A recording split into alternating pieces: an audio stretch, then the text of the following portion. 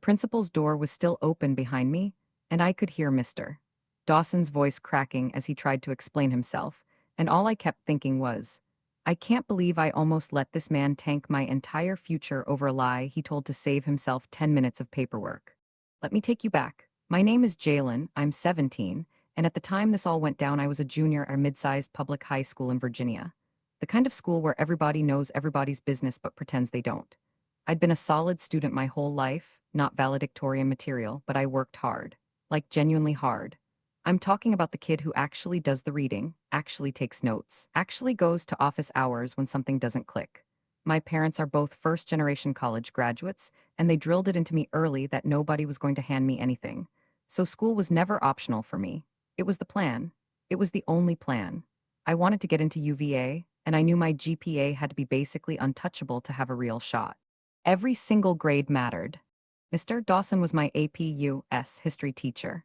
He'd been at the school for maybe 6 or 7 years, and honestly, most kids liked him.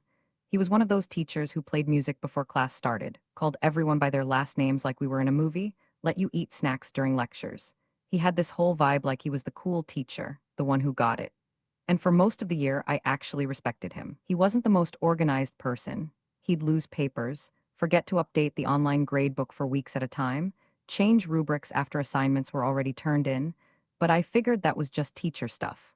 I gave him the benefit of the doubt because he seemed like a decent guy. That was my first mistake. The thing you have to understand about Mr. Dawson is that his disorganization wasn't just an occasional inconvenience. It was a pattern, and if you paid close enough attention, you could see how it created real problems. At least 3 times during the fall semester, kids in my class got grades on assignments that didn't match the rubric. One girl, Priya, got a 72 on an essay that met every single criteria on the sheet he handed out. When she asked about it, he just said he graded holistically and that rubrics were more like guidelines. She let it go. Most people did. Because what are you going to do, argue with a teacher? You complain to your parents, they tell you to try harder, and the whole thing just fades. But there was this one incident earlier in the year that stuck with me. My friend Deshaun turned in a project on time. I literally watched him submit it on the class portal, and a week later Mr. Dawson marked it as missing. Deshaun showed him the submission confirmation, timestamp and everything, and Mr. Dawson just shrugged and said the system must have glitched. He gave Deshaun partial credit, like he was doing him a favor. Deshaun was furious, but his parents told him to pick his battles. The thing is, I started screenshotting my submissions after that. Every assignment, every upload confirmation, every rubric he posted before he could change it. I didn't think I was building a case. I just didn't trust the system anymore. Turns out that instinct saved me. Third quarter, right before spring break, we had a major research paper due. It was worth 15% of our semester grade. 15%. I chose to write about the Wilmington coup of 1898, something I was genuinely passionate about, by the way, because we'd barely covered it in class, and I thought it was one of the most important events people just skip over. I spent 3 weeks on that paper. I'm not exaggerating. I outlined it, I revised it, I had my older cousin, who's a history major at Howard, read it over and give me feedback. When I turned it in, I felt genuinely proud. Like, this is the best academic work I've ever done. 2 weeks later, the grades went up on the portal. I opened it on my phone during lunch and my stomach just dropped. I got a 68, a D+, on a paper I poured everything into. My hands were literally shaking. I clicked on the grade expecting to see detailed feedback, some explanation, something. There was one comment. It said, lacks depth, sources not properly cited. See me?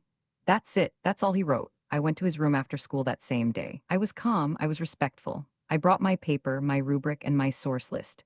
I sat down across from his desk and said, Mr. Dawson, can you walk me through where I lost points? Because I followed the rubric exactly. He barely looked at my paper. He flipped through it, maybe spent 45 seconds skimming, and said, Jalen, the analysis just isn't there. You're summarizing, not analyzing, and your citations aren't in proper Chicago format. I said, with all due respect, they are. I can show you. He leaned back in his chair and gave me this look, this tired, almost annoyed look, and said, look, I've been doing this a long time. I know what a 68 paper looks like. If you want, you can revise it for partial credit recovery, but the grade stands. Something about the way he said it made me feel small, like I was being unreasonable for even asking. I left his room and sat in my car for 20 minutes just staring at the steering wheel. That night I couldn't sleep. I kept rereading my paper, comparing it line by line to the rubric. My citations were correct. My analysis sections were clearly labeled. I had a thesis, I had counterarguments, I had primary sources. There was no world in which this paper was a 68. So I did something that most people would probably say was over the top. I made a whole document. I put the rubric criteria in one column and my paper's corresponding sections in the next column, point by point. I even highlighted the areas where I exceeded what was required. Then I emailed it to Mr. Dawson. Not rude, not aggressive. Just, here's my paper, here's your rubric. Can you please tell me specifically which criteria I didn't meet? He never responded. I waited 3 days, nothing. I sent a follow-up email, still nothing, so I went back to his classroom. This time he barely let me get 2 sentences in before he said, I already told you, Jalen, the grade reflects the quality of the work. I'm not going to go back and forth on this. And then, and this is the part that still makes my blood boil, he said, maybe you're just not as strong a writer as you think you are. That sentence hit me like a truck, not because it hurt my feelings, but because I realized in that moment that he had no intention of ever actually looking at my paper again. He'd already decided, and nothing I said was going to change his mind. So I went to the principal. I know how that sounds. I know there's a whole unspoken rule that you don't go over a teacher's head, that you handle it in the classroom, that you don't be that kid. But I had tried, twice. I emailed, I showed up. I was respectful, and I got nothing. So I printed everything out, my paper, the rubric, my comparison document, my submission timestamps, screenshots of both emails I sent with no response. And I brought it all to Dr. Monroe's office on a Monday morning before first period. Dr. Monroe was skeptical at first. You could tell. She had that face adults make when they think a kid is being dramatic about a grade.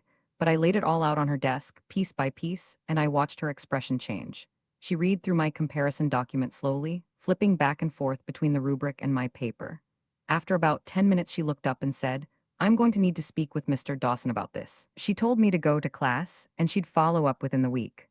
2 days later, I got called back to her office. Mr. Dawson was already in there. He looked different, smaller somehow, less confident. Dr. Monroe asked him directly, Can you walk me through the grading on this paper using the rubric you distributed?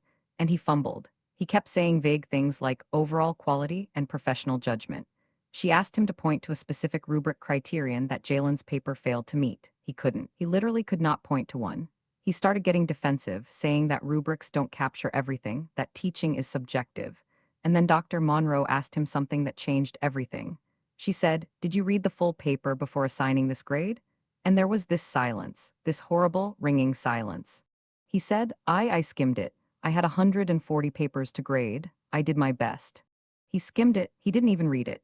He gave me a 68 on a paper he didn't read, then told me to my face that my analysis wasn't there, that my citations were wrong, that I wasn't as strong a writer as I thought I was, all based on a skim. Dr. Monroe's face went completely flat. She told me to step outside while they talked. Here's what I didn't plan for. I told my friend Marcus what happened, and Marcus told his girlfriend, and his girlfriend posted about it, not naming me but saying a teacher at our school admitted to not reading papers and making up grades, and within 48 hours it was everywhere. Group chats, Instagram stories, people deeming me asking if it was true. Someone even made a meme. Half the school was furious at Mr. Dawson. The other half was saying I was a snitch, that I should have just taken the revised grade and moved on, that I made the whole school look bad. Kids who'd never even talked to me had opinions.